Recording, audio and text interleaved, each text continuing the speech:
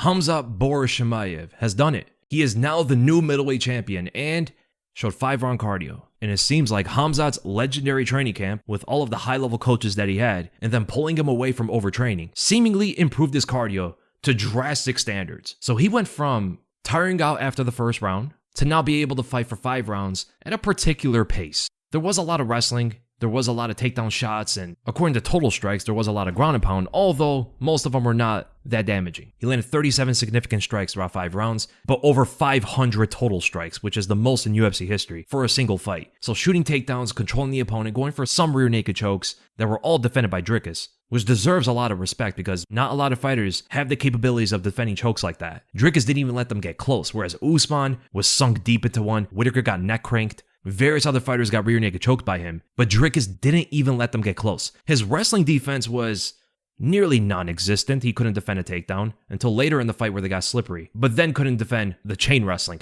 after the initial takedown. But his submission defense was impressive. His experience in Brazilian Jiu-Jitsu definitely helped him throw off those submissions, but his lack of experience in fighting wrestlers greatly diminished his abilities in this fight. I mean, the only other wrestler he's ever fought was Derek Brunson, and no disrespect to Brunson, but he doesn't hold a candle to Khamzat at anything involving grappling. This was going from like 0 to 100 in wrestling. His stance automatically just makes it difficult for him to balance himself for a takedown, because his stance isn't sturdy. He tumbles over very easily. This is shown even when he throws strikes, let alone defending takedowns. And Khamzat made it very simple. He got a takedown early in each round, which is the worst result that you want to have fighting someone like this. Dricus didn't even get to implement his own game plan throughout the fight. He didn't get to keep the fight standing in his world. That is the power of a good wrestler. They dictate where the fight takes place, whether it's going to be standing up or it's going to be on the ground. That is on the wrestler's terms. And we saw that in this fight. Khamzat did not want to keep the fight standing more than like 10 seconds. And whenever he decided to bring the fight into his world, he did it easily. And Dricus just didn't have many answers for it. Until late in the fight where his plot armor almost pulled it off, which was crazy. He slipped out of a takedown,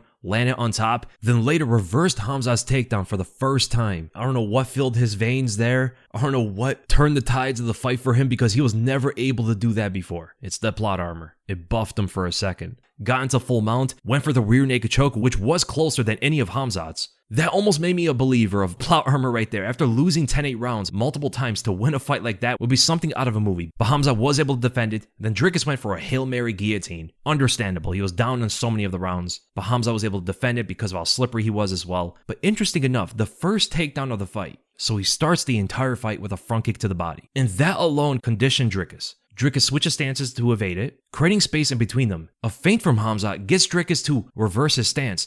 So he goes from southpaw to orthodox again, then shoots a takedown afterward. So it's almost as if he wanted Dricus to be in the orthodox stance before he shoots the first takedown. And what does Dricus do in response? He lifts his left knee as if he was trying to check a kick, or possibly in his own unique style, he might have tried to intercept the takedown of Khamzat. But that's not the best way to defend a takedown because he stationed his rear leg. Now he can't even sprawl, right? And trying to intercept with the lead knee as Khamzat's getting his head on the outside of it makes it a far reach to intercept a takedown like that. He gets a double leg, spins Dricus around, spins around on top, and just begins to dominate that first round with good control. And then that eventually follows into the crucifix position, which is something that Khamzat got multiple times throughout a fight. Getting the crucifix one time is a sign of temporary domination, right? Getting it multiple times throughout a fight is just creates a wide margin between the two fighters. A fighter has to make so many mistakes to get to that point, and for it to happen multiple times, not just looking at the takedowns themselves, but just how often Dricus found himself in the crucifix, showed a clear distinction of the skills between the two. But the way that Khamzat got it in the first round was actually very interesting. Was off of his own ground and pound from side control first. So he starts landing these soft taps, not really putting much power into these, and doesn't really have the space to do so. He wasn't posturing up. He wasn't trying to elevate briefly for an elbow or something like that. But in response to the ground and pound,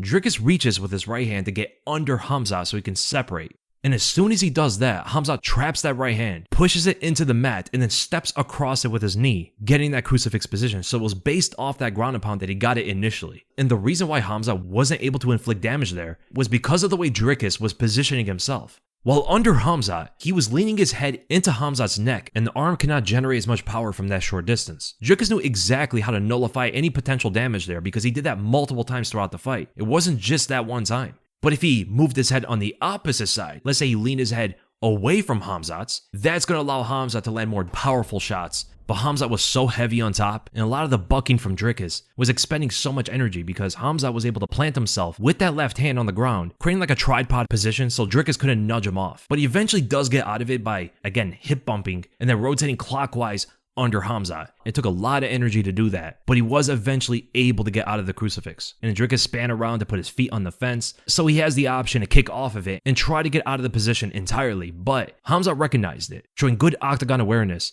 lifts Dricus off the mat, pulling him away from the fence, so he has no wall to kick off of. But then later, Khamzat returns him there by lifting him into the fence, but where his head is perpendicular with it, not his feet. Right? If his head is there, it's actually a worse position for Dricus. But he grabs onto the fence, and because of that, was able to rotate around. And he did grab the fence multiple times. Like, he did cheat. He had his toes in the fence too. And that time, he kicks out the fence and successfully escapes. Goes to rotate around, and Khamzat countered it immediately. Again, his grappling is just another level above Dricus's. Very easy counter. He just simply rises above Dricus as he's spinning around, and contrarily, spins around him. Gets his back momentarily, which Dricus was able to defend by spinning out of it and hooking under in between Khamzat's legs, pushing him over the top, allowing him to stand up. And he did it. He escaped the grappling of Khamzat. Now it's his time to place the fight into his world. Keep it striking.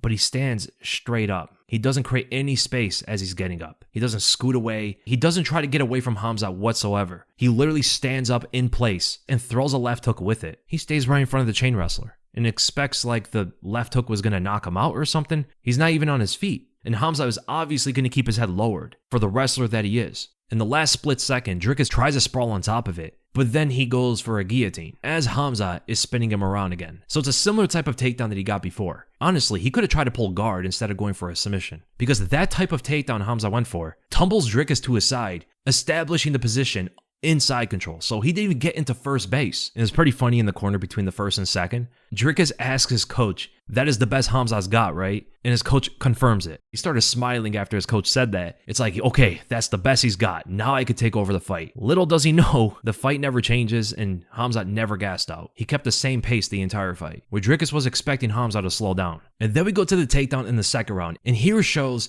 Dricus' imbalance when he throws strikes too. He gets countered by Khamzat's takedown because he doesn't ground himself while he throws. This is something that he's gotten away with against strikers, but against a wrestler, it's an entirely different dynamic because their whole goal is to get you off of your feet. And Dricus gives up his balance himself, does a double hop when he throws the jab. The second hop was after the follow through. So he essentially threw himself at Khamzat with essentially a power jab. Khamzat slipped his head on the inside of it and changed levels for his double leg takedown. But this time, Dricus stonewalled the first shot, but he wasn't ready for the chain wrestling. So he stuffs the first takedown, but wasn't able to separate away from Khamzat on the follow-up. Spent the entire time kneeling against the fence and trying to stand up in moments, but getting returned to the mat by Khamzat, which is so exhausting. And it's crazy that Dricus' cardio stood up for 5 rounds when he was the one who was getting zapped of energy the entire time. That nose surgery absolutely made him a whole different fighter, man. But yeah, a lot of knees to the leg from Khamzat, and there really wasn't much done in the second round. And then the third round takedown was actually the coolest one. So Dricus starts the fight by deflecting the lead hand of Khamzat, creating a distraction there so Khamzat doesn't see the jab. He lands it after he fires it out there, and Khamzat was lowering his levels with it, so a solid precision there from Dricus. Khamzat eats the shot, throws a right uppercut, which is very similar to the setup that he threw against Robert Whittaker when he got a takedown. He threw that right uppercut and then shot. But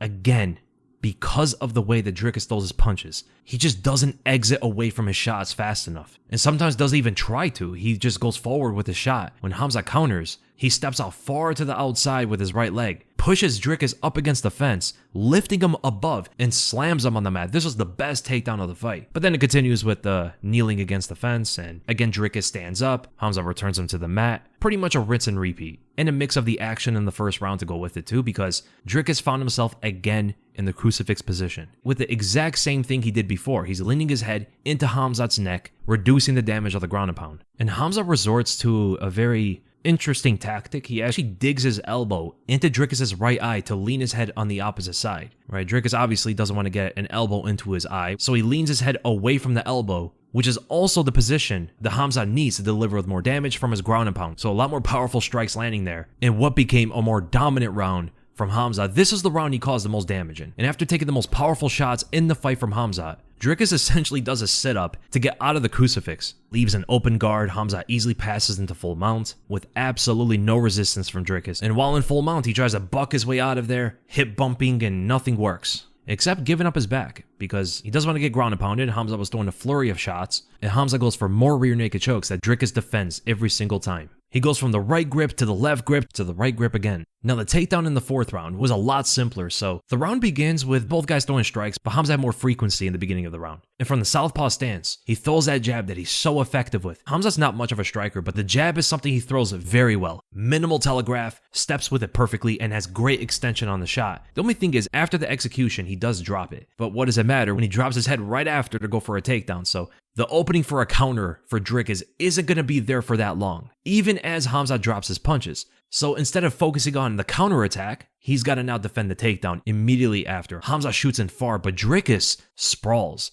He actually defends his takedown. Khamzat's rising with a single leg, and because of all the sweat, Dricus is able to pull his leg out of there, escaping the first takedown successfully. But it doesn't matter to a spammy takedown artist. Against guys like Khamzat Chimaev or Khabib Nurmagomedov, if you defend one takedown, it's not a celebration. There are more coming, and Khamzat shoots yet again, but sets it up off of his punches, throws a right hand, throws another left. Dricus tries to counter him with a left hook. Dricus then lowers his own levels, almost like he fell forward. Again, he's always imbalanced with his stance, so Khamzat gets another takedown, rises into a body lock, spins Dricus around again, gets him kneeling against the fence once more. And while he has one hook in, Khamzat is trying to get his arm onto the neck. But Dricus defends every single attempt. He grabs onto the arms, he goes 2-on-1 and pulls it forward. And we know Khamzat's always looking for it. He does it in every single fight, exactly in these type of positions. And again, rinse and repeat. Dricus tries to stand up, gets returned to the mat. Another effort from Khamzat, zapping his energy, and Dricus, he keeps trying, man. The guy's perseverance is absolutely respectable. The way this guy just never gives up is something else. I mean, he did it multiple times in sequence. Standing up, return to the mat. Standing up, return to the mat. He even threw a spinning elbow at one point, trying to get out of the grip of Khamzat, and nothing worked, but it was inspiring from Dricus. Khamzat's on top again. He tries to get the Crucifix again, but the sign of strength of Dricus from here was absolutely insane. He stopped the Crucifix with his own grip, holding his hands together, and Khamzat could not separate them. He had his knee into one arm, has his head in there too, and still could not break that grip. That's crazy. But Dricus cheated. He gripped on the fence with his toes, and the ref had to step in. And it did lose Khamzat that entire position because Dricus pulled himself to spin around, throwing Khamzat off of that into side control. So yeah, multiple fence grabs from Dricus throughout the fight. But then Dricus lands the strongest strike in this entire fight. He actually lands a knee to the head during the takedown, so he does intercept him slightly. It looked like he threw a roundhouse kick instead, but like the part of the thigh, perhaps part of the knee, also lands on the side of the head. Khamzat eats the shot, continues the takedown, rises into the body lock again, trips Dricus to the ground, gets him against the fence, throwing those knees, and tries to get the rear naked choke, which again, he defends it multiple times. And going into the 5th round, Dricus is a madman, amping up the audience, and he should be gassed out at this point. I don't know how he isn't, but it's very impressive. Then in the 5th round, Dricus unleashes with combinations, but one of them lands pretty decently, so he doubles up on the left jab, slightly angling for his right straight. And for both of the jabs, Khamzat tries to parry, but is way too late to them. Slow parries from Khamzat,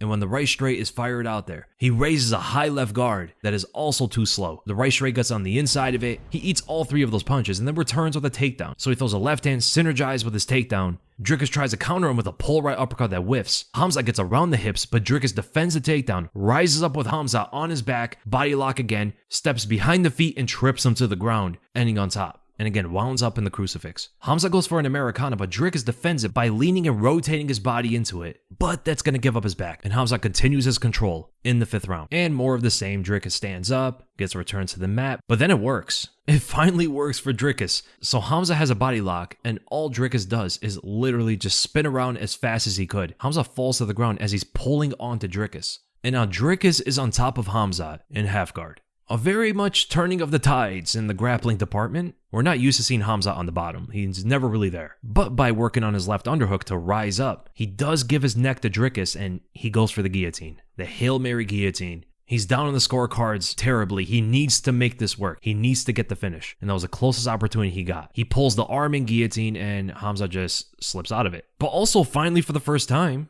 Dricus is in his full guard. He never fought out of his full guard. And in fact, we actually don't see Khamzat fight much in anybody's full guard. He's usually establishing his takedown in side control and half guard, and Khamzat never advanced. He never got into half guard or anything else. He just stayed in full, throwing ground and pound until the referee stood them up. And Dricus got another chance to win this fight again. And he lands a good combination. He throws in that Dricus blitz that he hits everybody with, fakes the right hand as he's shifting stances, plans as he lands the left straight. Khamzat's trying to counter with his own right from the southpaw stance, but gets knocked away from the punch and doesn't see the follow-up right from the blitz of Dricus, knocking him away even further. And then look at this jab from Khamzat. Absolutely no telegraph, perfect form, beautiful shot. No flaring of the elbow whatsoever, steps behind the jab seamlessly, and Dricus does not see the punch at all. He lifts his knee again like he did before, and it just gave Khamzat the takedown opening, and Dricus defends it. He sprawls on top. Khamzat tries to rise into the body lock, but this time he gets reversed. Dricus Du Plessis, for the first time, defeated the takedown of Khamzat. He's on top, gets his back, goes for the rear naked choke. Khamzat's able to defend it, and that ends the round, and Khamzat wins the championship. Not the most entertaining performance, but the wrestling from Khamzat was absolutely high level. And if fighters can't defend that takedown, I mean, they're just not good enough. The lightweights had to fight against this for years. Now the middleweight division for the first time is coming across someone at that level, and they're going to have to improve as well. Now I do think some of these other guys are better wrestlers than Dricus. I think perhaps Bohayo and Imavov could stop more takedowns than Dricus did, but we'll see. Just like I said many times, I believe Khamzat is the best middleweight in the world, and I don't see anyone beating him. Nasruddin Imavov and Anthony Hernandez would probably be the most interesting fights, but I think they all fall to Khamzat. And it's really cool after all the years that Khamzat's been in the UFC and was hyped up and promoted heavily by the UFC, he has finally achieved the belt in a lopsided dominant decision. So it's a great story for Khamzat. And I hope you guys enjoyed the breakdown. If you guys did, make sure to give the video a like, make sure to subscribe, hit the bell for notifications, and I'll see you guys in the next video.